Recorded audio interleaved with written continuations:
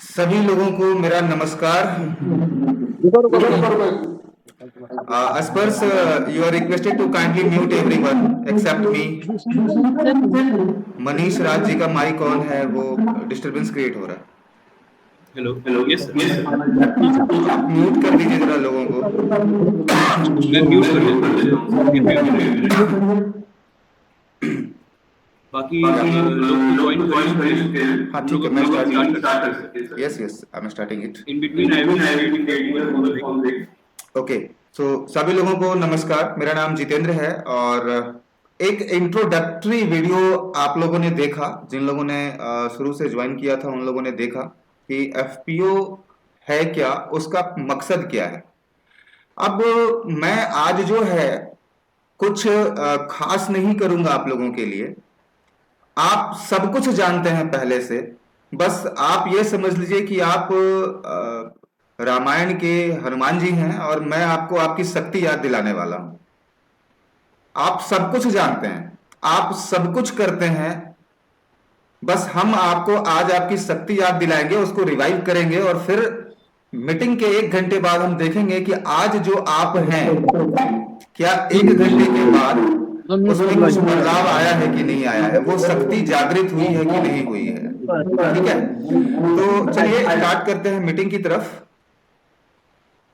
और मैं अपना प्रेजेंटेशन शेयर करता हूं। आप लोगों से रिक्वेस्ट है, थोड़ा सा म्यूट रखिएगा। आप लोगों को क्वेश्चन पूछने का और ये सबका पूरा मौका दिया जाएगा। आप लोग, बेहतर होगा कि यदि आप लोग एक कॉपी और पेन लेकर के बैठे और जो भी आपका प्रश्न है उसको नोट डाउन कर लें और उसके बाद फिर जैसे ही हम अपना प्रेजेंटेशन कंप्लीट करेंगे उसके बाद फिर आप एक एक करके अपने सवाल भी जो है पूछ सकते हैं। ठीक है, तो चलिए हम स्टार्ट करते हैं। तो आज का जो हमारा विषय है वो है फार्मर प्रोड्यूसर ऑर्गेनाइजेशन, यानी किसान उत्पादक संगठन। संगठन का मतलब क्या हो गया, जहां दो या दो से अधिक व्यक्ति विशेष जो है वो मिल करके एक सधे हुए गोल यानी कि एक लक्ष्य के ऊपर जब काम करते हैं तो वो एक संगठन कहलाता है और एक संगठन मिल करके जो है आगे काम करता है। मेरा नाम जितेंद्र है और आज मैं आपका प्रशिक्षक हूं। अपना अपना परिचय देंगे थोड़ा सा। एक दो लोग जो आज पहली बार जुड़े हैं, मैं उनसे रिक्वेस्ट करूंगा कि थोड़ा अपना माइक ऑन करके जो है ना वो बताएं कि आपका नाम क्या है, आप कौन से एफपीओ से हैं और आपका मोटिव क्या है, क्यों एफपीओ बनाया। थोड़ा मुझे समझने में आसानी होगी, प्लीज बताएंगे मुझे जरा, एक दो लोग कोई भी।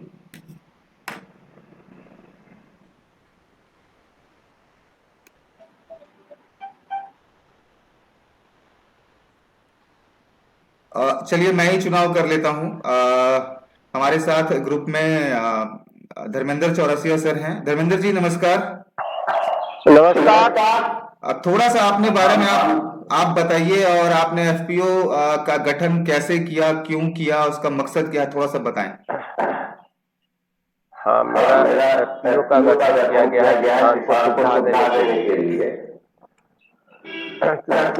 किसान को बाजार भाव और किसान को समुचित मूल्य मिल सके। जी जी, बहुत बढ़िया बहुत बढ़िया, धन्यवाद।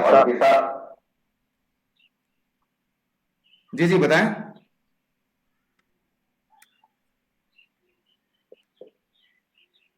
जी बताइए धर्मेंद्र जी, बताइए, बोलिए ना। हाँ सर, आवाज में प्रॉब्लम हो रही है, आवाज आ रही है। अच्छा ठीक है, चलिए हम चलते हैं। हमारे साथ एक और हमारे किसान मित्र जुड़े हुए हैं, हरि मोहन झा जी। नमस्कार झा जी, आप म्यूट अनम्यूट कर लीजिए, थोड़ा म्यूट है आपका माइक, म्यूट है, थोड़ा सा अनम्यूट करके आप बताएं थोड़ा अपने बारे में और अपने एफपीओ के बारे में। आवाज आ रही है सर? जी जी बताएं।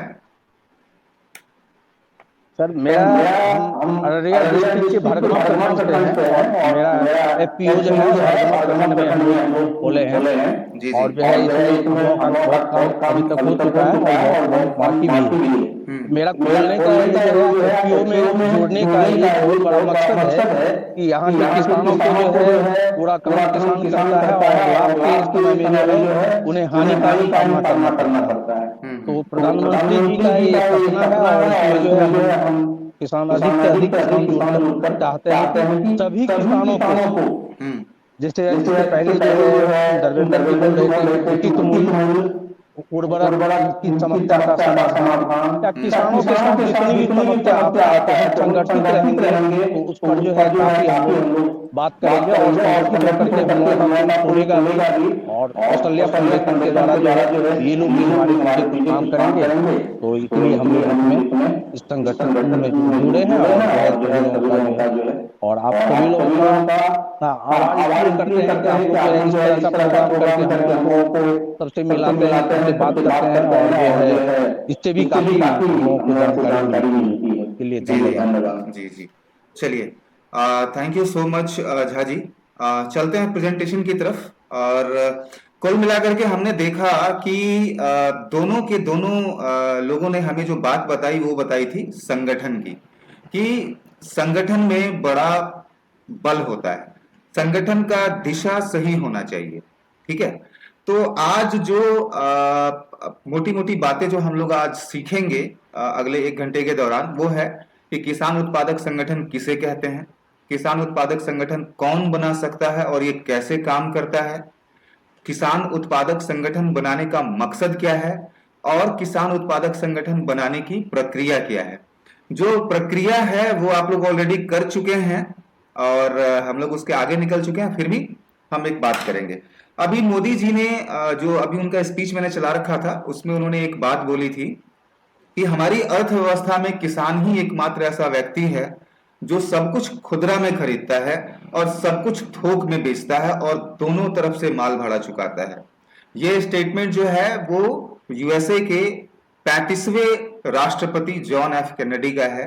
अब आप सोच सकते हैं कि वो इतनी बड़ी अर्थव्यवस्था जो है, वो भी उसके प्रेसिडेंट जो है वो किसानों को लेकर के कितना चिंतित हैं, और वो बताते हैं कि कुछ तो गड़बड़ है, और वो गड़बड़ सिर्फ इसलिए है कि हम इंडिविजुअल एफर्ट करते हैं, हम अकेले अकेले एफर्ट करते हैं, लेकिन यदि हम सामूहिक रूप से मिलकर के एफर्ट करें तो उसका जो आनंद है ना, वो एक अलग लेवल का होगा। और ये सब आप जानते हैं, मैं सिर्फ आपको आज जो है ना आपकी शक्ति याद दिलाने की कोशिश कर रहा हूं। ठीक है, चलते हैं। किसान उत्पादक संगठन जो है, किसानों का एक रजिस्टर्ड ग्रुप होता है। रजिस्टर्ड ग्रुप होता है, ग्रुप तो ऐसे भी बना सकते हैं, 10 लोगों का ग्रुप बना लिए, एक संगठन बना लिए, लेकिन यहाँ पे क्या करते हैं हम किसानों का ग्रुप बना करके उसको जो राज्य सरकार या भारत सरकार की जो एक्ट्स हैं, उस एक्ट्स के तहत हम उनको रजिस्ट्रेशन कराते हैं। और किसान उत्पादक संगठन का मकसद जो है खेती किसानी से संबंधित मामलों में किसानों की मदद करना होता है।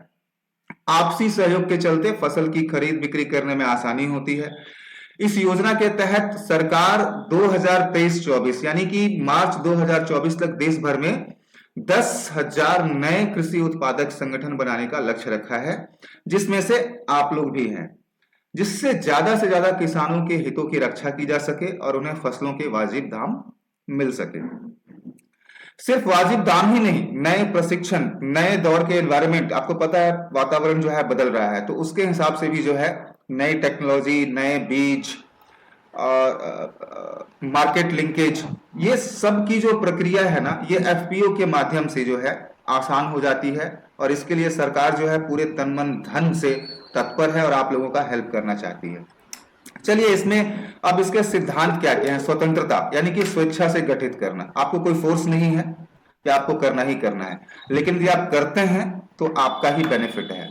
और इसमें बिना कोई लिंग भेद, जाति भेद या राजनीतिक भेदभाव के कोई भी किसान आकर के जो है उस संगठन का हिस्सा बन सकता है।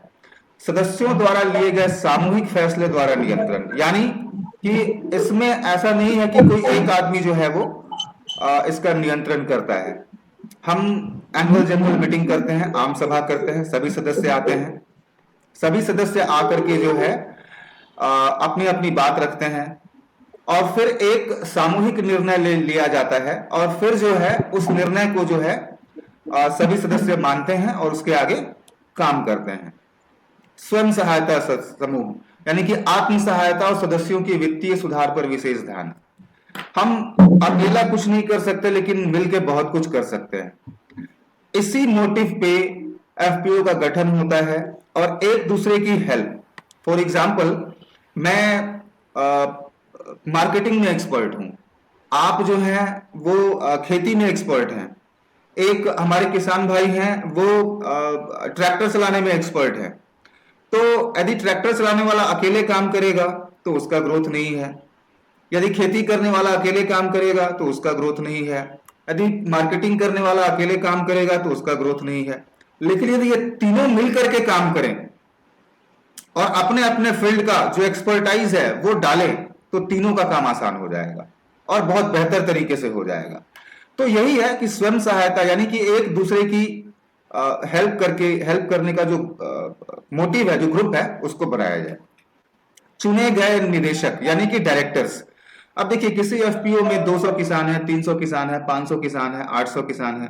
तो 800 किसान या 500 किसान जो है वो अकेले अकेले अपनी बात तो नहीं रखेंगे या सब अपना अपना निर्णय तो नहीं लेंगे।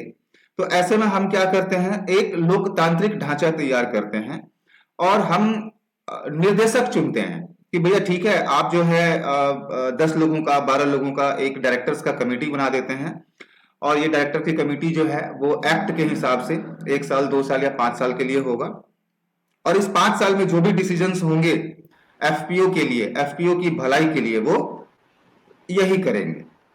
और उनका भी मेन मोटिव ये होता है कि वो जो भी काम करें वो ऐसा करें, इस हिसाब से करें कि वो ज्यादा से ज्यादा या सभी जो सदस्य किसान हैं उनके हित में हो। ये एक हाइब्रिड कंपनी है यानी कि सहकारी सिद्धांत है।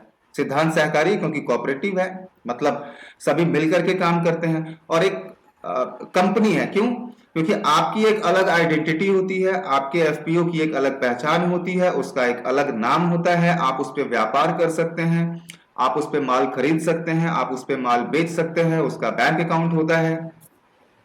तो इसकी एक अलग पहचान भी है और ये एक कोऑपरेटिव भी है। यह 200, 400, 500, 1000, 2000, 5000 किसानों का समूह भी है, सहकारिता के सिद्धांत पे भी काम करता है। एक दूसरे के लिए, मतलब हम संगठन के लिए और संगठन हमारे लिए, यानी कि हम लोग मिलके जो है ना इसका काम करते हैं। और सामाजिक उद्यमिता यानी इनोवेशन। अब क्या है कि एनवायरमेंट चेंज हो रहा है या कहीं पे कोई ऐसा सिचुएशन है कि बाढ़ ही आती है हर साल या कहीं सूखा ही हो जाता है हर साल। तो ऐसे में सामूहिक रूप से एक कुछ नया इनोवेटिव प्रोडक्ट, इनोवेटिव उपज किया जा सकता है, 2 महीने वाला, 3 महीने वाला, 4 महीने वाला, या बहुत सारी चीजें हैं जो हम लोग कर सकते हैं जो अकेले संभव नहीं है। तो ये इन सिद्धांतों के ऊपर जो है ना हमारा जो किसान उत्पादक संगठन जो है वो काम करता है। अब इसमें है क्या, इसमें कम लागत है। अब कम लागत कैसे, मैं आपको बताता हूं। हमने अभी पढ़ा कि किसान जो है वो कोई भी चीज खरीदना होता है तो वो बेचारा जो है खुदरा में खरीदता है। अब उदाहरण के लिए मैं लेता हूं कि आपको खाद खरीदने जाना है, यूरिया, आपको 10 बोरी यूरिया खरीदनी है, तो आप निश्चित ही उसको खुदरा मूल्य पे खरीदेंगे। लेकिन जब आपको आपके उपज बेचने की बारी आती है, गेहूं है, तो कोई किलो के भाव से लेके जाता है? नहीं जाता है, वो सब क्विंटल के भाव से लेके जाते हैं। यानी कि आप बेचते तो खुदरा होलसेल रेट पे हैं, यानी कि आपको रेट कम करना पड़ता है, मगर जब खरीदने की बारी आती है तो आपको उसे खुदरा रेट पे खरीदना पड़ता है। मगर जब हम एक एफपीओ का गठन करते हैं, यानी कि उसमें 300, 400, 500 किसान हैं, हम सबको यूरिया की जरूरत है, हम सबको पोटाश की जरूरत है, हम सबको डीएपी की जरूरत है, तो हम उस एफपीओ के नाम पे इनपुट लाइसेंस लेकर के जो है हम खुद से उसको प्रोक्योर कर सकते हैं। और हम जब खुद से बल्क में उसको प्रोक्योर करेंगे, खरीदेंगे, तो हमें ऑटोमेटिक वो रेट जो है वो सस्ता पड़ जाएगा। तो ये है संगठन की ताकत। यानी कि हम, अब मुझे 10 की जरूरत है, आपको 15 की जरूरत है, किसी को 5 की जरूरत है, किसी को 25 की जरूरत है, सब मिलाकर के हो गया 1000 बोरी। 1000 बोरी का ऑर्डर कर दो, आप इनपुट लाइसेंस ले लो, प्रक्रिया अपनाओ और आप जो है 1000 बोरी लेकर के उसको डिस्ट्रीब्यूट कर दो, तो पड़ा ना सस्ता। तो ये जो है ये मोटिव है एफपीओ का। अभी बचत ही कमाई है, बचत जो है वही कमाई है।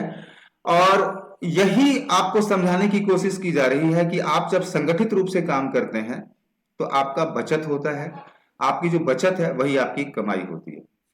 अब मैं छोटा सा जी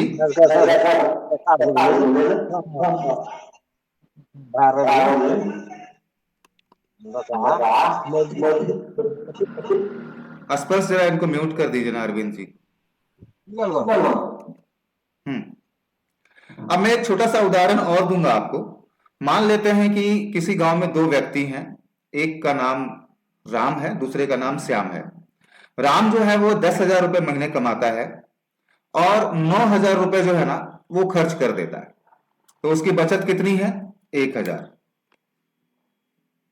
वहीं श्याम जो है वो 8,000 रुपए ही महीने कमाता है, लेकिन वो 4,000 में अपना काम चला लेता है और बहुत बढ़िया से सुसज्जित तरीके से चला लेता है, तो उसकी बचत कितनी है? 4,000।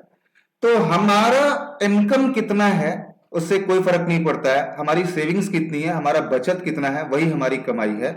राम 10,000 कमा करके भी 1,000 बचा रहा है और श्याम 8,000 कमाता है लेकिन 4,000 खर्च करता है, 4,000 बचा लेता है। तो 6 महीने बाद राम के पास सिर्फ 6,000 रुपए होंगे और श्याम के पास 24,000 रुपए होंगे। तो नेटवर्थ किसका ज्यादा बढ़ा? जिसकी बचत ज्यादा है ना। और ये कब संभव है? जब हम कलेक्टिवाइजेशन के प्रोसेस पे काम करेंगे, हम संगठित होकर के काम करेंगे। अब यहां पे हमको बेनिफिट क्या क्या मिलता है? कम लागत, ज्यादा मुनाफा, उच्च उत्पादन, उन्नत बीज का प्रयोग करने का मौका मिलता है। क्यों? क्योंकि हम अकेले खरीदने जाएंगे, हम मान लीजिए कि हमको कोई एक्स वैरायटी का चावल करना है, आपके पड़ोसी को वाई वैरायटी का धान करना है, उसके पड़ोसी को जेड वैरायटी का धान करना है, तो सब तो खुदरा में खरीद रहे हैं। लेकिन सब यदि इकट्ठा हो करके एक ही वैरायटी का, और वो भी किस पे बेसिस? सॉइल टेस्टिंग करा करके उसके हिसाब से हम यदि एक प्रॉपर हाइब्रिड बीज खरीदें, तो मुझे लगता है कि सबका अच्छा आउटपुट निकलेगा, है ना। तो इसी पे जो है हमारा एफपीओ काम करता है। उर्वरक एवं रसायन निर्धारण कितना देना, ये मैंने आपको बताया सॉइल टेस्टिंग की बात। तो आप सॉइल टेस्टिंग कराइए। यहाँ पे मैंने एक चीज देखी है बिहार के अंदर हमारे, कि लोग जो है सॉइल टेस्टिंग नहीं कराते। हमें नहीं पता कि हमें एक्चुअली में यूरिया की जरूरत है भी कि नहीं खेत में, बट हम डाल रहे हैं। क्यों? क्योंकि हमें डालना है, वो हमारा एक मेनिया बना हुआ है। पर यदि हम सॉइल टेस्टिंग करा के ये पता लगा ले एग्जाम्पल के लिए कि हमें यूरिया की जरूरत ही नहीं है या यूरिया की कम जरूरत है, तो हमारा बचत हुआ कि नहीं हुआ? और वो बचत कैसे होगा? वो बचत जो है वही हमारी जो है कमाई है एक्चुअल में। यही आप लोगों को समझना है। अब एफपीओ का यहां पे क्या रोल है? एफपीओ का रोल ये है कि आप अकेले इस काम को नहीं कर पाते, लेकिन जब हम संगठित होते हैं ना, तो संगठित होकर के हम एक व्यक्ति को ड्यूटी दे देते हैं कि भैया आप जो है जगह जगह से सॉइल लेकर के जो है आप उसकी टेस्टिंग कराएं। टेस्टिंग करा करके उसमें कितने न्यूट्रिएंट्स है, क्या नाइट्रोजन है, यूरिया है, पोटास है, क्या है, वो सारी चीजों का वो करें और उसके हिसाब से हम जो है अपना प्रोक्योरमेंट अपनी खरीद करते हैं। हमें पता है यदि यूरिया नहीं डालना है तो नहीं डालना है, या कम डालना है तो कम डालना है। अभी हम क्या करते हैं? अभी हम बस आंख बंद करके जो है ना डाले जाते हैं। तो ये एक संगठित तरीके से जो है हम कर सकते हैं। उचित उत्पादन एवं मूल्यांकन। अब उचित उत्पादन, आपका अच्छा उत्पादन भी होगा इस नाम से, और मूल्यांकन। अब मूल्यांकन मतलब उसका प्राइस फैक्टर सेट करना। कैसे? अब राम है हमारे गांव में, उसने 5 क्विंटल गेहूं उपजाया अकेले। अब ना उससे खाया जा रहा है पूरा, ना उससे बेचा जा रहा है। श्याम ने 10 क्विंटल गेहूं उपजाया, ना उससे पूरा खाया जाएगा, ना उसको ढंग से बेचा जाएगा। लेकिन यदि राम, श्याम, घनश्याम और सारे पूरे गांव के लोग यदि संगठित होकर के इकट्ठा कर ले उसको, तो वही हो जाता है 1,000 क्विंटल। अब आप उसको खा भी सकते हैं, और आपके पास चूंकि वो एक जगह कलेक्टेड है, तो आप नेगोशिएट भी कर सकते हैं बिजनेसमैन से कि सर मेरे पास जो है कलेक्टेड है, इतना माल है और हम ये रेट देंगे, हम इस रेट से कम में नहीं देंगे। आपके पास वो मूल भाव करने की जो है ना ताकत बढ़ जाती है। जैसे ही आपका प्रोड्यूस इकट्ठा हो जाता है, आपकी ताकत बढ़ जाती है। आपका प्रोड्यूस आपके घर में है, आपकी ताकत घट जाती है। आपके यहाँ 1.5 क्विंटल है माल, कौन लेने आएगा आपसे? आप कहाँ जाओगे? उसको साइकिल पे रख के जाओगे, मोटरसाइकिल पे रख के जाओगे? नहीं ना जाओगे। तो ये एफपीओ जो है इस मोटिव पे काम करता है कि आप लोग सब साथ में आइए, सबका अपना अपना प्रोडक्शन है, ठीक है। व्यापार प्रबंधन, मैंने आपको बताया व्यापार प्रबंधन, आपके एफपीओ में एक सीईओ होते हैं, एक अकाउंटेंट होते हैं, इन लोगों का काम होता है मार्केट लाइजनिंग करना। ये आपके जो आपका उपज होता है उसको वो मार्केट लिंक करते हैं, अच्छा मोल भाव लेकर के आते हैं, आपके यहां से उठता है माल। तो संगठित होकर के ही, और संगठित होने के बावजूद भी, सिर्फ संगठित होना ही नहीं है, संरचनात्मक तरीके से कार्य करना ही एफपीओ है, ठीक है। चलिए एक कहानी सुनाता हूं मैं आपको, एक छोटी सी, राम और श्याम का धंधा। बहुत छोटा सा कहानी है, आप लोग सुनिएगा बहुत गौर से, और इसको अपने अपने से लिंक कीजिएगा, अपने काम से लिंक करने की कोशिश कीजिएगा, अपने समाज से लिंक करने की कोशिश कीजिएगा। तो एक गांव था, गांव में दो भाई रहते थे, राम और श्याम। उस गांव में 3-4 किलोमीटर दूर जो है एक नदी था, और पानी का कोई और सोर्स नहीं था, कोई हैंडपंप नहीं था, कोई कुछ नहीं था। तो गांव के लोगों का एक धंधा था। धंधा क्या था कि लोग जो है उस गांव से, उस नदी से पानी लेकर के आते थे, बैलगाड़ी में, ड्रम में लेकर के आते थे, बाल्टी में लेकर के आते थे, और आसपास के जो है जो दूसरे गांव, जो आसपास के जो दूसरे गांव थे वहां पे जाकर के उसको बेचा करते थे। तो राम जो है वो अपना बड़ा हुआ, शादी हुई तो उसने कहा कि यार धंधा तो करना है कुछ। तो उसने भी यही ट्रेडिशनल धंधा अपनाया जो परंपरागत चली आ रही थी कि चलो भाई एक बैल खरीदते हैं, एक बैलगाड़ी खरीदते हैं, 2 ड्रम खरीदते हैं, नदी जाएंगे, वहां से पानी भरेंगे और आस पड़ोस के गांव में जो है, अपने गांव में, आस पड़ोस के गांव में बेचेंगे। कोई दिक्कत नहीं, बहुत छोटा सा धंधा था। राजा जो उस जगह का राजा था उसको भी कोई फर्क नहीं पड़ता था, भाई ठीक है, क्या फर्क पड़ता, छोटा मोटा धंधा है। अब उसका भाई श्याम था छोटा, उसने कहा कि यार धंधा तो यही कर रहे हैं सब, धंधा और कुछ है भी नहीं मेरे लायक, पानी ही बेचना है, तो क्यों ना कुछ उसमें इनोवेशन लाया जाए, ठीक है, कुछ तरीका जो है अपनाया जाए। पर वो अकेले के बस की बात नहीं थी, तो उसने सोचा कि क्यों ना मैं एक पाइपलाइन बिछाऊं।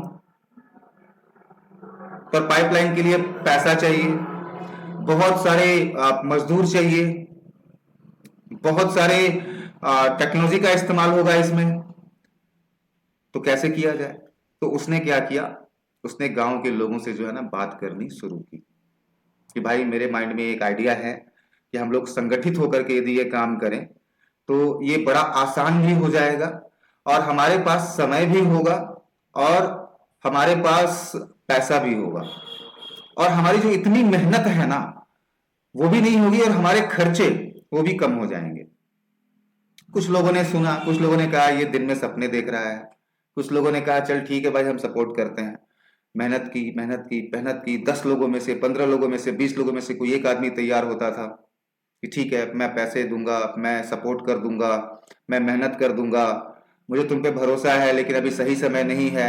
इस तरीके के डायलॉग्स आते थे, लेकिन वो हिम्मत नहीं आ रहा, और उसने जो है ना 50 लोगों का एक समूह बना लिया कुछ दिनों में, क्योंकि वो लगातार मेहनत करता रहा, वो अडिग रहा कि नहीं ये मेरा जो कॉन्सेप्ट है इसमें हम कुछ गलत नहीं कर रहे हैं, हम सिर्फ एक सिस्टम से काम करना पसंद करेंगे जिसमें हमारी लागत कम हो, रेकरिंग इन्वेस्टमेंट कम हो, यानी कि पर डे की लागत कम हो, और हमारा प्रॉफिट ज्यादा हो, सहूलियत हो, हम अपने बच्चों को ध्यान दे सकें, अपने परिवार को ध्यान दे सकें, और थोड़ा सा पैसा भी हो हमारे पास। चलिए सभी लोगों ने जो है मेहनत शुरू की।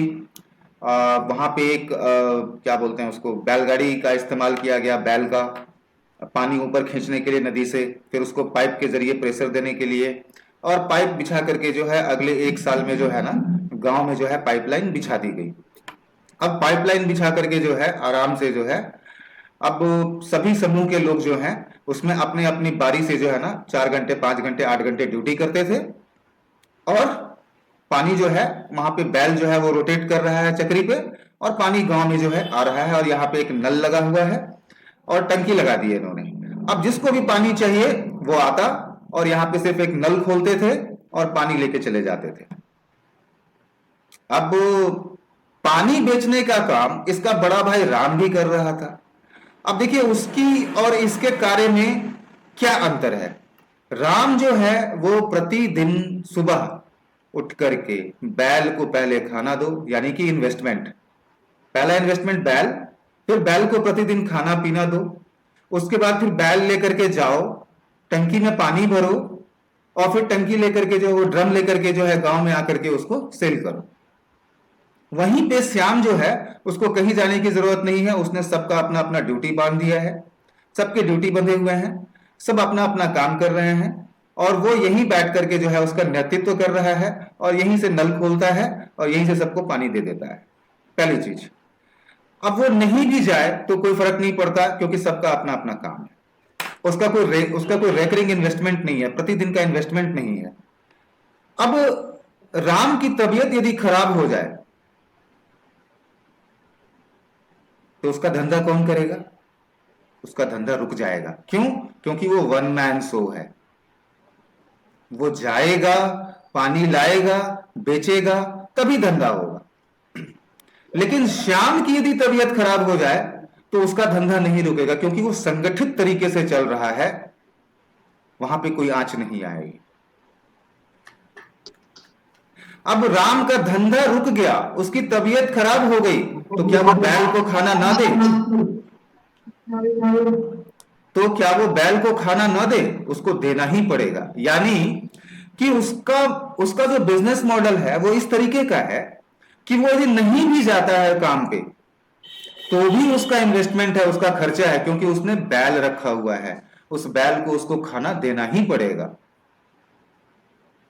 लेकिन वहीं श्याम और श्याम के संगठन का बिजनेस मॉडल इस तरीके का है कि वो यदि एक दिन छुट्टी भी कर लेता है तो उसको कोई फर्क नहीं पड़ता क्योंकि वो पूरा संगठित तरीके से काम कर रहा है, संरचनात्मक तरीके से काम कर रहा है, उसका काम चलता रहेगा, कस्टमर्स उसके जो है बने रहेंगे और हो सकता है कि आने वाले टाइम पे वो इतना अच्छा काम करे, इतने अच्छे वॉल्यूम में वो पानी लेकर के आ जाए, मात्रा में पानी लेकर के आ जाए कि कस्टमर्स को भी जो है अच्छे रेट पे जो है पानी मिलना शुरू हो जाए। अब देखिए मैं आगे एक इंटरेस्टिंग चीज बता रहा हूं आपको कि राम की पत्नी कहती है कि यदि सुनते हो, अरे बहुत दिन हो गया ब्याह करके ले आए हो, कहूं घुमाने नहीं ले गए हो। राम कहता है अच्छा चलो चलो तुमको कुतुब मीनार घुमाते हैं। अब किसी तरीके से मन महसूस करके कुछ पैसे इकट्ठे किए, कुतुब मीनार लेके गया अपनी पत्नी को घुमाने के लिए। अब पत्नी तो कुतुब मीनार देख के खुश हो रही है और राम को यहाँ टेंशन है कि बैल को वहां खाना दिया किसी ने कि नहीं दिया, मेरा बैल भूखा होगा, टेंशन में है, राइट। कमाई नहीं हो रही है, यहाँ मेरी पत्नी तो खर्च पे खर्च कराई जा रही है, कभी कहती है ये लाए दो, कभी कहती है वो दिलाए दो, कभी कहती है ये खरीद दो, और आमदनी जीरो। वहां पे बैल का खर्चा है मेरा और मेरे खर्चे अलग हैं, वो टेंशन में है। ऐसे ही कुछ दिन के बाद जो है श्याम की पत्नी भी कहती है देखते हो बड़े भैया भाभी को ले गए घुमाने के लिए, तुम ही हमको कहीं घुमाने ले चलो। श्याम कहता है चलो। श्याम भी घुमाने ले गया, बट वो बेफिक्र है। क्यों बेफिक्र है? क्योंकि उसका बिजनेस मॉडल ऐसा है, उसके संगठन का बिजनेस मॉडल ऐसा है कि वो घूम रहा है, अपनी पत्नी के साथ छुट्टियां एंजॉय कर रहा है, लेकिन उसकी इनकम चल रही है। तो ये बिजनेस मॉडल जो है ना, ये समझना बहुत जरूरी है। यही मेन मोटिव था मेरे कहानी का कि आप जब तक अकेले हैं, आपके पास ताकत नहीं है, आप जैसे ही संगठित हो जाते हैं कोई ना कोई आपको गिरने से रोक लेगा, क्योंकि आप संगठन में हैं, संगठित हैं, तो आपको कोई ना कोई थाम लेगा और आप अपने परिवार के लिए, आप अपने लिए अच्छा आप काम कर सकते हैं, समय निकाल सकते हैं। तो इस कहानी से हमने क्या सीखा कि नए तकनीक एवं प्रयोग के अवसर हमें मिलते रहते हैं। सामूहिक रूप से हमारी लागत कम हो जाती है, ज्यादा फायदा हो जाता है। सामूहिक ऋण सुविधा, यानी कि अब हम कोई बड़े प्रोजेक्ट्स लगा रहे हैं तो हमारी तो कैपेसिटी नहीं है कि हम 1 करोड़ का कोई प्रोजेक्ट लगाएं, क्योंकि मैं एक छोटा सा किसान हूं। लेकिन यदि हम 400, 500, 800 किसान मिल करके करना चाहें तो बहुत ही बेहतरीन तरीके से हमें गवर्नमेंट भी सपोर्ट कर रही है एफपीओ के माध्यम से, और हमें ऋण भी मिलता है। जीवन स्तर में सुधार, हमारा लाइफ स्टाइल जो है अपग्रेड होता है। क्षमता निर्माण, कैपेसिटी बिल्डिंग, जैसे अभी अभी जो आप लोगों की ट्रेनिंग चल रही है, ये आपकी क्षमता का निर्माण हो रहा है, कैपेसिटी बिल्डिंग हो रही है। आपके बात करने की क्षमता का निर्माण, आपके सोचने की क्षमता का निर्माण, आपके किसी किसान को कन्विंस करने की क्षमता का निर्माण हो रहा है। ये एक एनर्जी जो है वो दूसरे आप लोगों में एनर्जी में फ्लो हो रही है, तो ये भी एक क्षमता निर्माण है। तो क्या ये क्यों हुआ, ये क्यों हो रहा है? क्योंकि आप सभी एफपीओ से जुड़े, संगठित हुए, और मैं जो आपको बात कह रहा हूं, मुझे यह पता है कि फिर आप डाउन द लाइन यही चीजों को अपने समूह के किसानों के साथ करेंगे, तो वहां पे भी जो है आप क्षमता निर्माण करेंगे, उनकी सोच में परिवर्तन आएगा। और सबसे इंपॉर्टेंट और आखिरी बात कि परिवार के साथ आप अपना समय कुछ बिता सकते हैं। ठीक है सर, यानी sorry to interrupt you. Sir, जो भी सारे पार्टिसिपेंट्स हैं, हाँ हाँ, मैं उनसे रिक्वेस्ट कर रहा हूँ कि मैंने गूगल फॉर्म की लिंक चैट बॉक्स में डाली है। अपनी अटेंडेंस के लिए आप फॉर्म को जरूर कर दीजिए। अभी मुझे एक रिस्पॉन्स आया है, तो आप लोग प्लीज वो फॉर्म जरूर कर दीजिएगा, ताकि मेरे पास डेटा रहेगा वन मीटिंग में बात नहीं। लिंक यहाँ पर चैट है। सर आपने जो अभी बताया वो आवाज नहीं आई है, हमको क्या बता रहे थे? इस पर सबका साउंड बहुत इको हो रहा है। अच्छा, 1 minute. Let me mute actually, one second. Mute कर लीजिए, बता दूं। मैं सभी लोगों से आगे ये था कि कौन लोग मीटिंग में भाग लिए हैं, वो अगर चैट बॉक्स में हो तो वहां अपना नाम लिखिए, या चैट बॉक्स में स्पष्ट लिंक डाला जाके अपना नाम एफपीओ का नाम आप फिल कर दें, ताकि बता रहे कि कौन लोग आप लोगों ने भाग लिया। आप कंटिन्यू करने काफी अच्छा जा रहा है।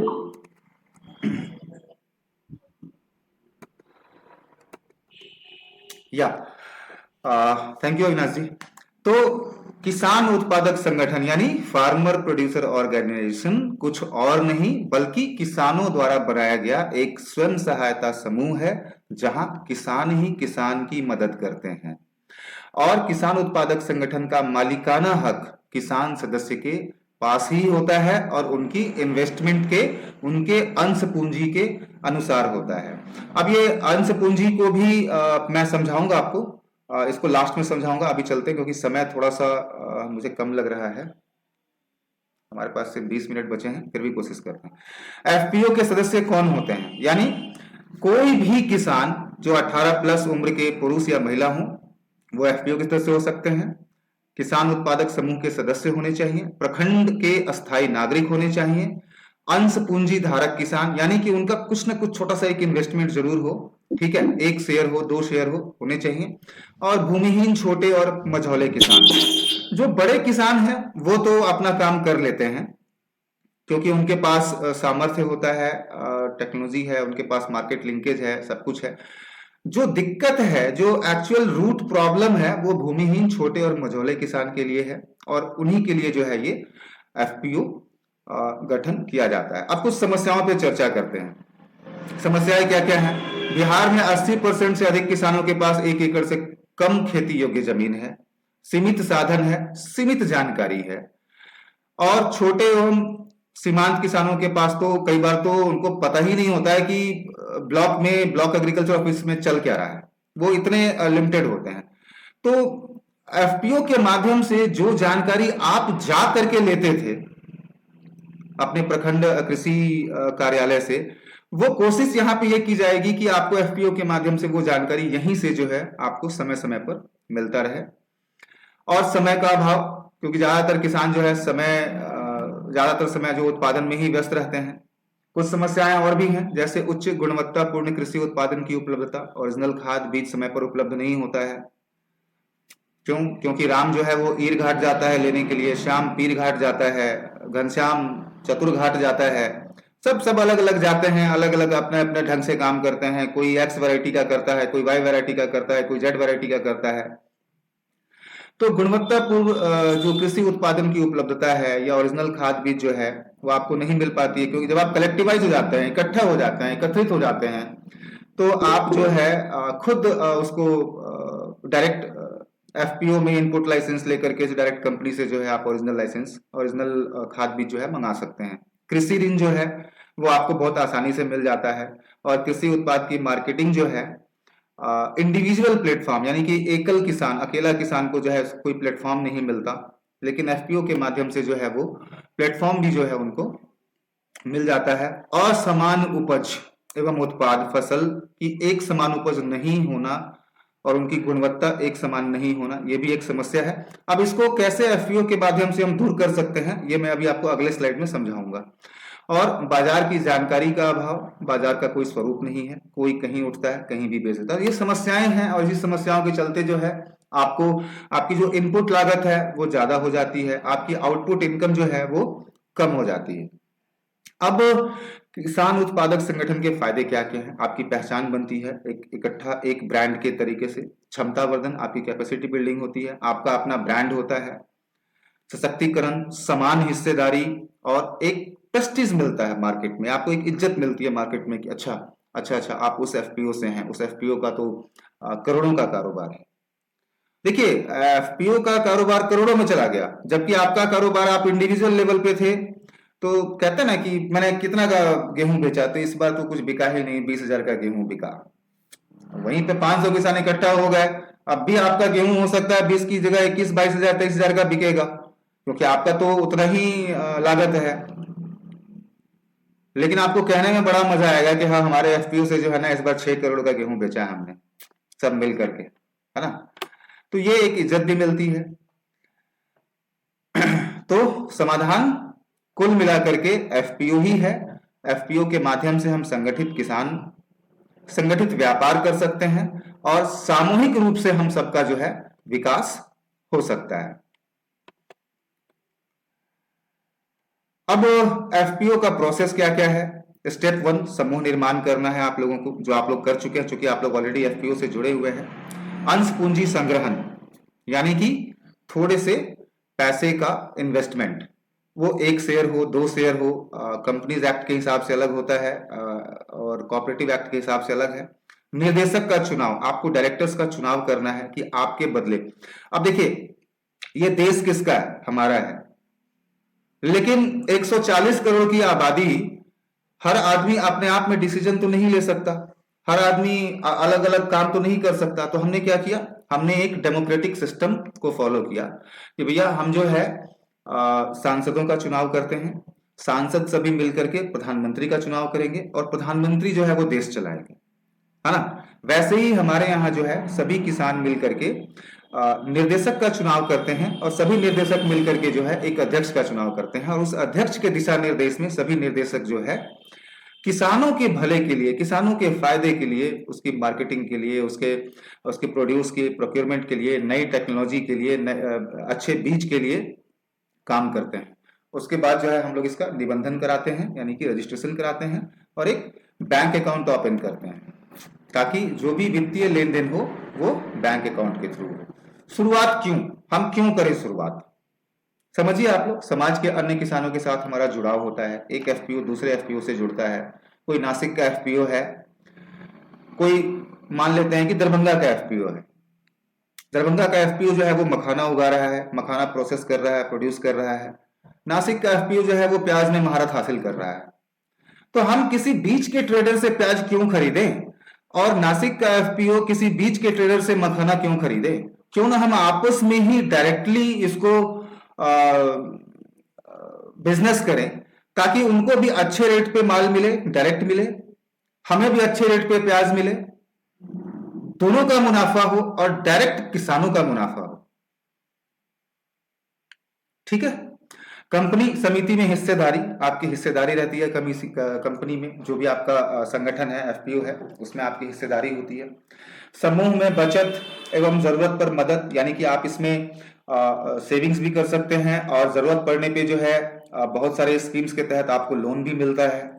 किसान उत्पादक संगठन से खाद बीज की खरीद, आप लाइसेंस लेकर के खाद बीज का आप उसका सेल कर सकते हैं इसमें।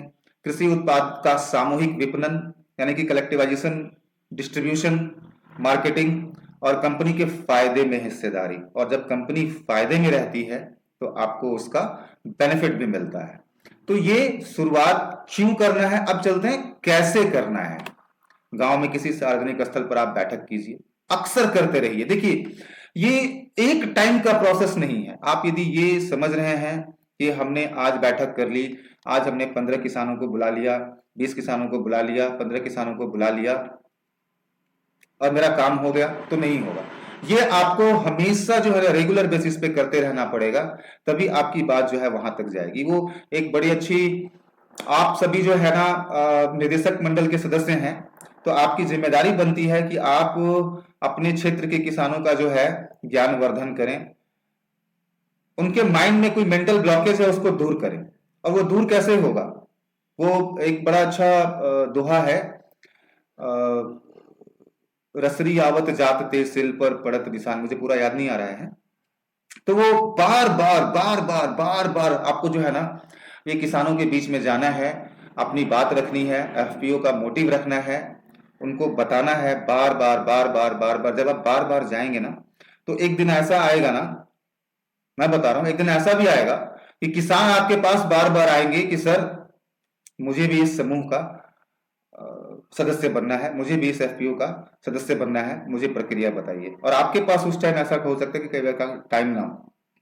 ठीक है, अध्यक्ष, कोषाध्यक्ष, सचिव का चुनाव करना है, समूह का रजिस्टर बनाना है, उस रजिस्टर में सभी चीजों को नोट डाउन करना है। आज आम सभा हुई, आम सभा में कितने लोग आए, किस विषय पे चर्चा हुई, उस विषय पे क्या डिसीजन लिया गया, या निर्देशक का चुनाव हुआ तो निर्देशक कौन कौन बने, उन सब के सिग्नेचर्स, अटेंडेंस, समूह की नियमावली आपको बनानी है कि समूह जो है किस नियम पे काम करेगा, कैसे कैसे काम करेगा, और उसका फिर निबंधन कराना, रजिस्ट्रेशन कराना है लास्ट में कि भैया हमने सरकार की नजर में जो है अब हम एक सिंगल बॉडी हैं, 300, 400, 500 किसान अलग अलग बॉडी ना हो करके हम एक सिंगल बॉडी हो गए और हमारे संगठन का नाम हो गया XYZ farmer producer company limited या XYZ किसान उत्पादक संगठन स्वावलंबी सहकारी समिति लिमिटेड।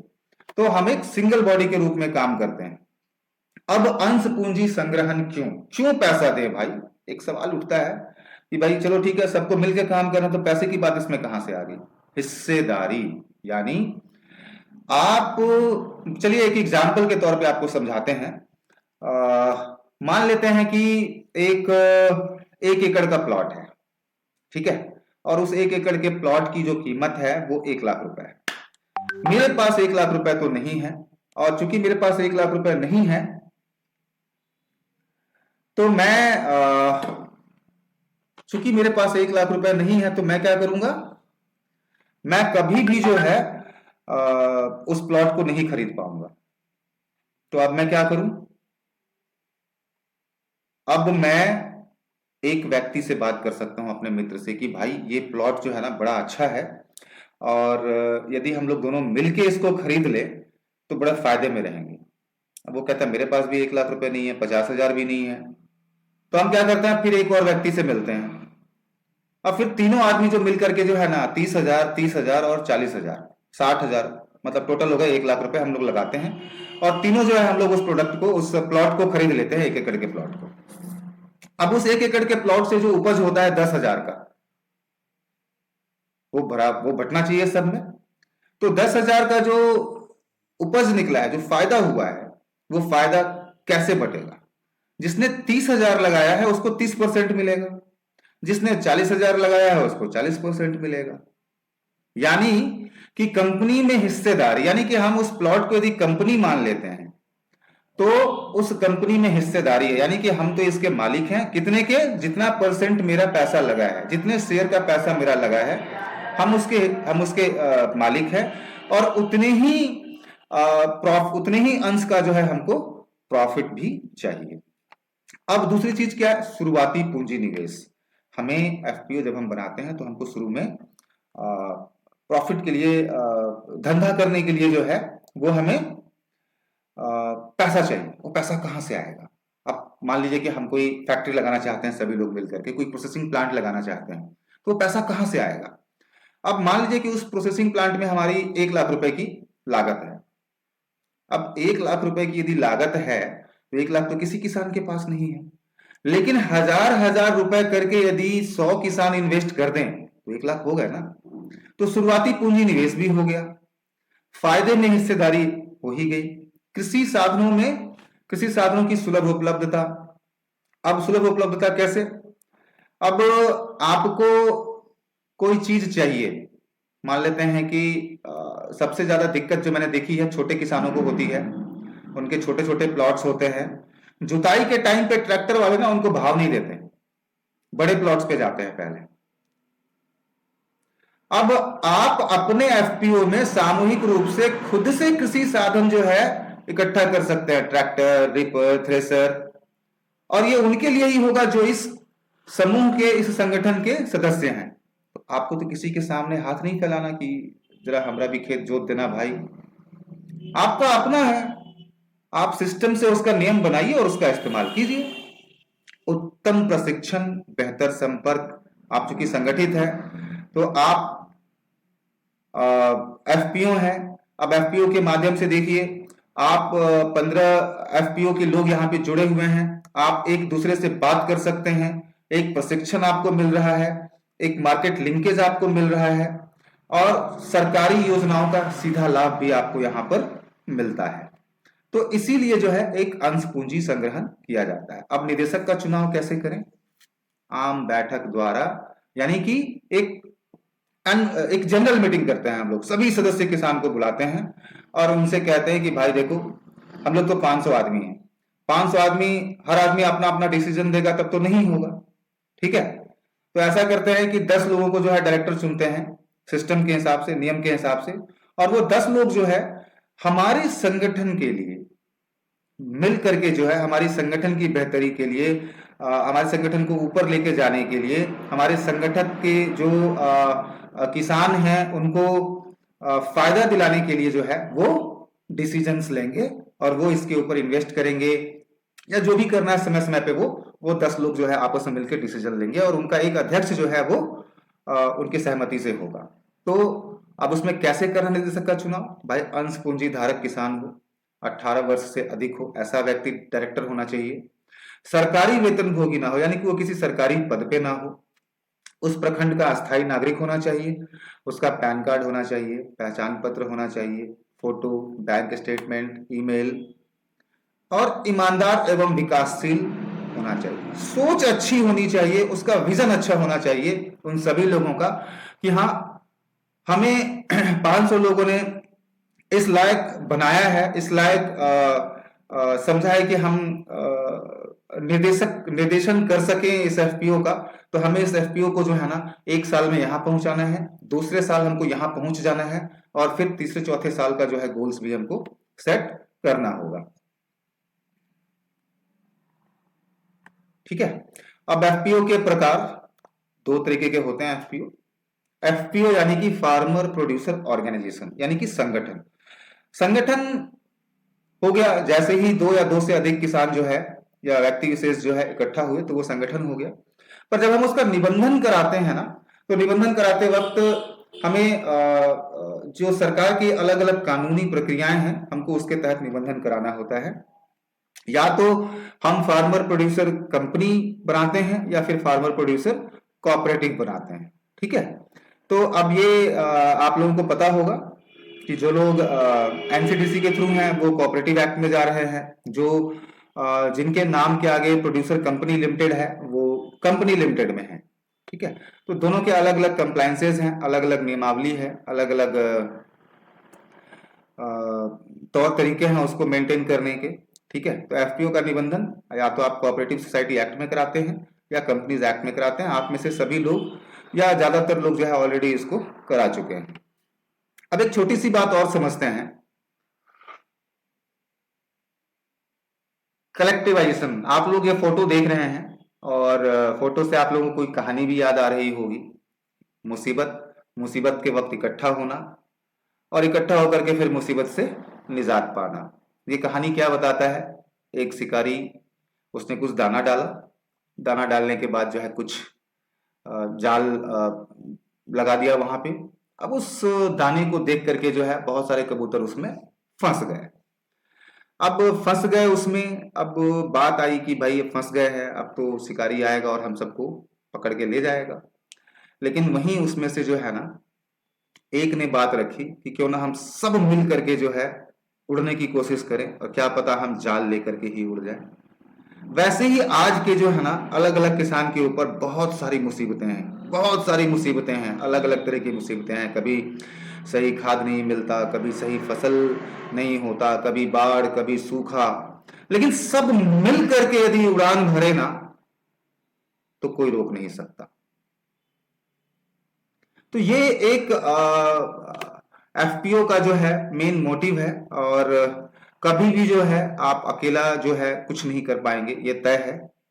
लेकिन मिल करके जो है हम बहुत कुछ कर सकते हैं।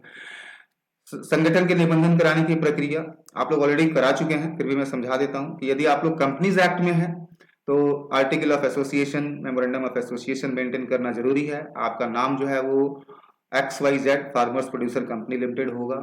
आम सभा के रजिस्टर की कॉपी रखनी है। निदेशक मंडल के कागजात, डिन, DSC यानी कि डायरेक्टर इंडेक्स नंबर और डिजिटल सिग्नेचर्स ये होने जरूरी हैं।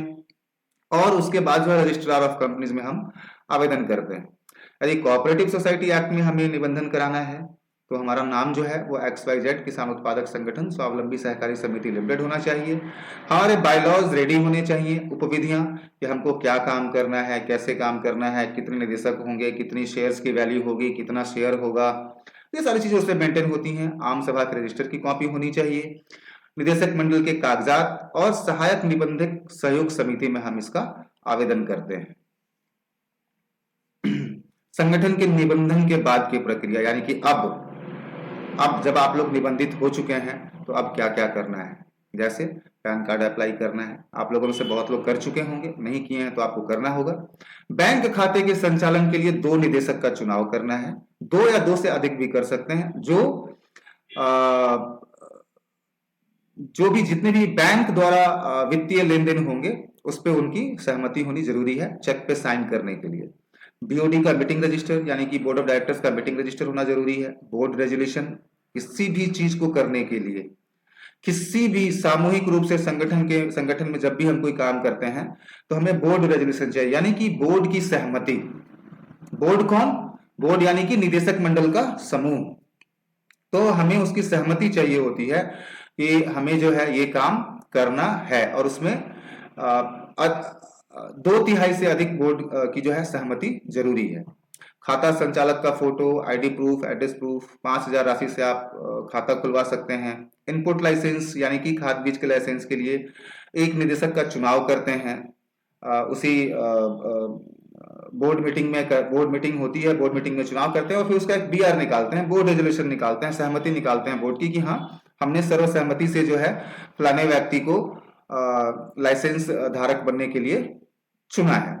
इनपुट लाइसेंस के लिए हम लोग जिला कृषि कार्यालय में आवेदन देते हैं, वहां पे जो भी चालान है वो जमा करते हैं, और उसके बाद जो है प्रखंड किसी भी पदाधिकारी द्वारा जो है स्थल की जांच की जाती है, और इस तरीके से जो है हमारा इनपुट लाइसेंस जो है वो अप्लाई हो जाता है। इसके अलावा अन्य बहुत सारी चीजें हैं, जैसे हमें माप तौल लाइसेंस लेना होता है, इनपुट लाइसेंस, बीज प्रमाणन लाइसेंस यदि हम बीज का काम करते हैं तो, मंडी लाइसेंस जो कि बिहार में आवश्यक नहीं है, बाकी अन्य जगहों पे आवश्यक है। गुणवत्ता के लिए हमें एग मार्क लेना पड़ता है। यदि हम भंडारण का काम कर रहे हैं, स्टोरेज का काम कर रहे हैं, तो हमें उसके जो कंप्लायंसेज हैं, उसकी जो नियमावली है उसको पूरा करना है। यदि हम कोई फूड प्रोसेसिंग में जा रहे हैं, जैसे मखाना प्रोसेसिंग है या आलू का प्रोसेस कर रहे हैं हम लोग, या फिर गेहूं को प्रोसेस करके आटा बना रहे हैं, तो उसके लिए हमें जो भारतीय खाद्य सुरक्षा और मानक प्राधिकरण है, यहाँ से हमें FSSAI की रजिस्ट्रेशन या लाइसेंस लेना पड़ता है। और यदि हमारा कोई फैक्ट्री है तो वहां से हमें जो है MSME से लाइसेंस भी लेना पड़ता है। अब मैं उम्मीद करता हूं कि आप लोगों को जो है समझ में आ रहा है कि मैं क्या समझाना चाह रहा हूं, और कोशिश की है मैंने कि थोड़ा अच्छे से समझाया जाए। 11 बज चुके हैं, मैं ज्यादा समय नहीं लूंगा, खत्म होने वाला भी है। तो आप ये चार्ट के जरिए जो है आप इसको समझने की कोशिश कीजिए कि किसान उत्पादक संगठन का आधार क्या होता है। योजना, पहले प्लानिंग करना है, वैल्यू एडिशन करना है, मार्केटिंग करनी है, प्रोडक्शन करना है, उत्पादक समूह, गांव, घर परिवार, ये सभी के सभी जो है ना एक हिस्सा बनते हैं एफपीओ का। यानी कि आप अकेले किसान हैं, आप 10 इकट्ठा हुए, 10 इकट्ठा होकर के आपने कहा कि यार हमारे यहाँ तो मखाना होता है, हम कच्चा मखाना बेच देते हैं, हमें अलग अलग बेचते हैं, हम खुद मंडी लेकर के जाते हैं, हम कुछ नहीं कर पाते हैं, क्यों ना एक काम करते हैं, 10-15 लोग मिलते हैं, एक मखाने की जो है ना एफपीओ के माध्यम से थोड़ा सा ऋण लेते हैं, ट्रेनिंग लेते हैं और खुद ही इस मखाना को जो है ना अपने मशीनों द्वारा जो है प्रोसेस करते हैं, पैक करते हैं और बेचते हैं। तो अब जो एक तो आपका क्षमता वर्धन हुआ, आपको सीखने को मिला, आपको नई नई ट्रेनिंग्स मिली, आपको ऋण मिला गवर्नमेंट की तरफ से, आपको पैसे का सहयोग भी मिला, आपको सीईओ भी मिले, आपको अकाउंट्स भी मिले। क्योंकि आप किसान प्रवृत्ति के लोग हैं तो आपको नहीं पता कि हिसाब किताब कैसे रखना है, तो उसमें सरकार आपकी मदद कर रही है, अकाउंटेंट के माध्यम से उसका खर्चा दे रही है, सीईओ का खर्चा दे रही है। जो सीईओ का काम है कि वो मार्केटिंग में आपकी हेल्प करे, फैक्ट्री सेटअप में आपकी हेल्प करे, आपके लिए ट्रेनिंग्स अरेंज करे और बहुत सारी चीजें जो है वो संगठन के हित में जो है वो करते रहे। कृषि व्यापार केंद्र यानी कि एफपीओ को हम एग्री बिजनेस सेंटर यानी कि कृषि व्यापार केंद्र के रूप में भी देख सकते हैं। आप यहाँ पे क्या क्या कर सकते हैं, बहुत कुछ कर सकते हैं।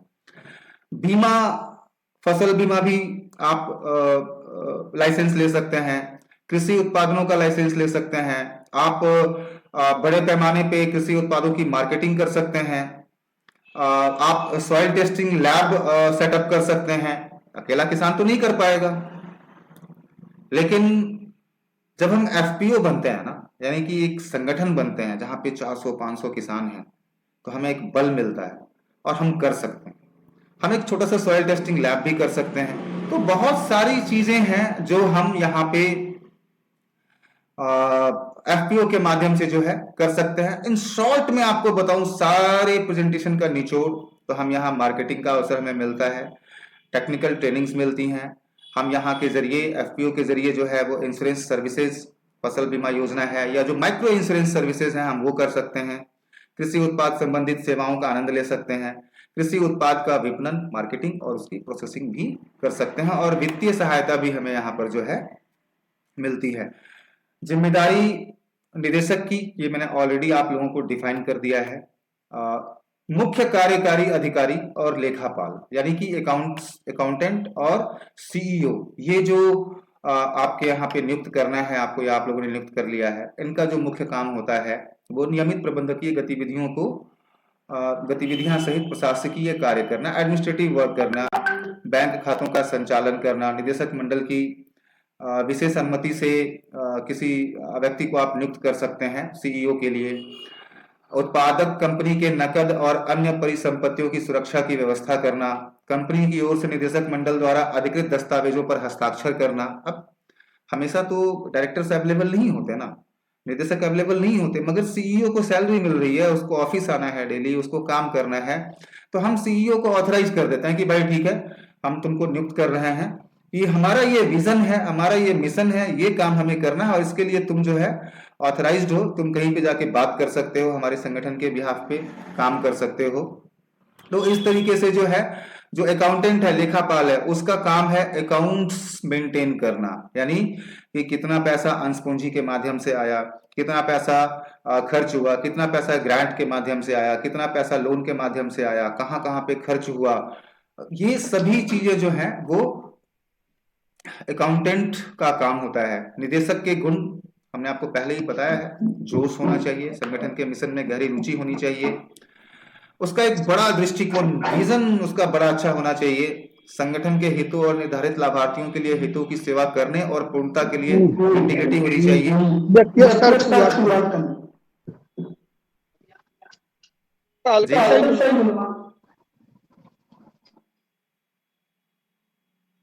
मेहनती होना चाहिए और गोपनीयता यानी प्राइवेसी।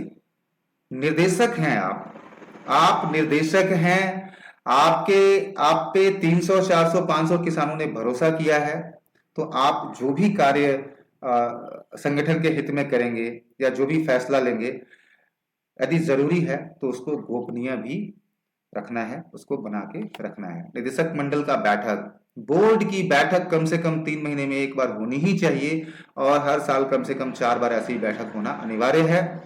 निदेशक मंडल की हर बैठक की नोटिस उसके सामान्य पते पर लिखित रूप से दी जानी चाहिए, यानी कि बाई पोस्ट जो है, आप जो है इसको लेटर जो है वो भेजेंगे। और ये जिम्मेदारी जो है ये होती है सीईओ की, और जो सीईओ होता है, चीफ एग्जीक्यूटिव ऑफिसर जो होता है, वो इलेक्शन के टाइम पे ना चीफ इलेक्शन ऑफिसर बन जाता है, वो चीफ इलेक्शन ऑफिसर सीईओ, ठीक है।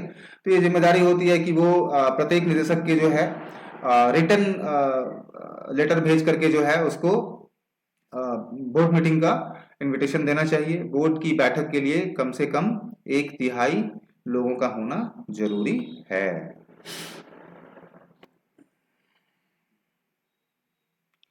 तो उम्मीद करते हैं कि जो आज का जो सेशन था वो अच्छा रहा होगा, और आप लोगों को मैंने कुछ अलग से नहीं बताया है, ये सारी चीजें आप लोगों को पता है। आप लोग सभी हनुमान जी हो, और मैंने सिर्फ यही कोशिश की है कि आप लोगों को आपकी शक्ति जो है वो याद दिलाई जाए। और मैं म्यूट करो। मैं ये चाहता हूं कि जो मेरी मीटिंग है, जो मेरा आज जो मैंने आप लोगों को बात कही, वो एक तरफा तो नहीं रहा, यानी कि मैं सिर्फ बोलता गया और आप लोग सुनते गए, ऐसा तो नहीं है। तो मैं चाहूंगा कि आप में से कोई भी 1-2 व्यक्ति जो है पूरी की पूरी मीटिंग का यदि 2, 3, 4 लाइनों में यदि निचोड़ बता दे, तो मैं समझूंगा कि मेरी बात आप लोगों तक पहुंची है। कोई भी आप में से जो भी बताना चाहें निचोड़। सर सबसे बड़ी बात तो है आपने जो मूल बात बताई है कि संगठित होके हम कुछ भी कर सकते हैं। यदि संगठित नहीं रहेंगे तो हमसे कुछ होने वाला नहीं, ना मेरा कोई सुनेगा, ना कोई हमको समझेगा। यदि हम संगठित हो पाते हैं और इसके माध्यम से काम करते हैं तो हमें सारी काम करने में आसानी हो जाएगी। ओके, और कोई हमारे किसान मित्र?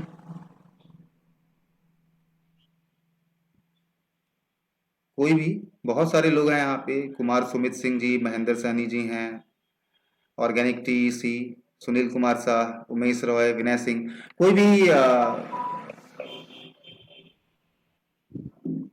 ओके। अविनाश जी कुछ कहना चाह रहे हैं क्या? ठीक है सर, आपने जो इस मीटिंग में बहुत सुलभ तरीके से बताया है, वो पानी वाला जो है एक भाई नाम ये करता है, श्याम करता है, वो बहुत अच्छी समझाने का तरीका है। दूसरा इस कबूतर वाला जो हम लोग कहानी सुनते थे, सब मिलके जो है जाल लेके उड़ेंगे, यही सब बहुत बढ़िया आपने समझाने का कोशिश किया है। Thank you so much. मेरा यही मोटिव रहता है कि हम जो बात कर रहे हैं वो आप तक पहुंचे, और सिर्फ इसको एक नॉर्मल ट्रेनिंग की तरह ना लें। जब 1 घंटे पहले आपने ज्वाइन किया था तो आपकी जो थॉट का लेवल था, जो आपकी सोच का लेवल था, वो कुछ और था। अभी कुछ और होना चाहिए। यदि अभी भी वही लेवल है तो फिर इस मीटिंग का कोई फायदा नहीं, इस ट्रेनिंग का कोई फायदा नहीं। और यदि मैं उस लेवल में कुछ बदलाव कर पाया हूं तो मैं मानता हूं कि हाँ, ये ट्रेनिंग जो है थोड़ा बहुत सक्सेसफुल रहा, और उम्मीद करते हैं कि अच्छा रहा। अस्पर्श, over to you, we can wrap up the meeting.